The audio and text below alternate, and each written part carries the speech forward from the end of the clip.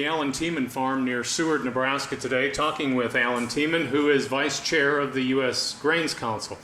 Alan, you were in Cuba a couple of weeks ago on a mission with the Grains Council. So talk about the purpose of that trip.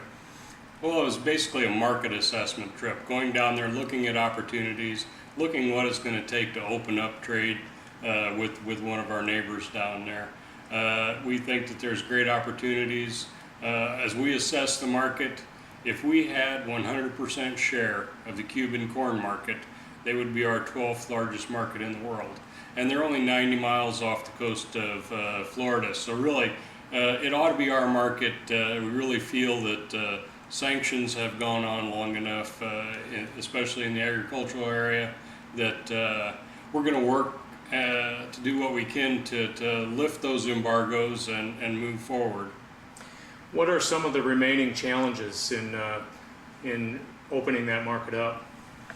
Obviously, it's the government. There's a large contingent in Florida of Cuban American population that are still opposed to lifting the embargo against Cuba. But that's lessening. One source told us in Cuba that 65% of Cuban Americans in Florida are no longer opposed to working with Cuba. They're ready to move forward, ready to lift sanctions and start trade and travel and all those things that we already do with so many other countries that we have issues with. Obviously, we're trading with Vietnam, a huge trading partner. We trade with China. We talk about human rights violations around the world, and we can't see where 56 years later why Cuba still has to be put under this embargo. So what were some of the highlights of the trip from your standpoint? Well, I had the unique perspective of being there 15 years ago, also with the U.S. Grains Council at that time. I was serving on the Nebraska Sorghum Board, and we traveled there, looking at feeding trials with grain sorghum. And so I got to see some changes in the last 15 years. The infrastructure is still basically the same there in Havana. That's basically traveled the same route this time.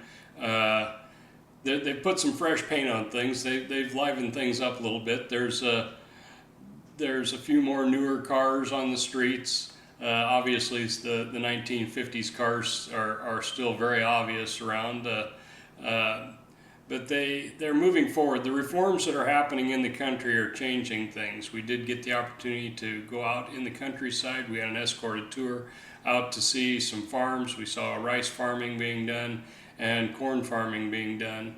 And they've moved somewhat away from the state-owned farms where everybody worked just for the state and allowed some individual proprietors out there. They're allowing up to 160 acres per farmer.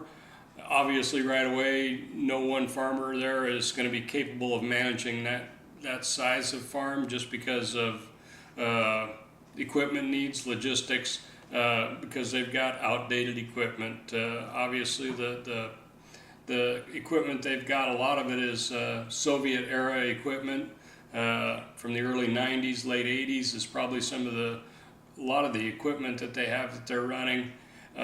Still using open pollinated hybrids in their corn. Their corn yields are probably only 25% of what we raise here in the U.S. just because they lack the technology to get more yield. So things are changing very slowly, but if we decided here in the U.S. to move forward in lifting the embargoes and freeing up trade, things would change at a very rapid rate. For Brownfield TV, I'm Ken Anderson reporting.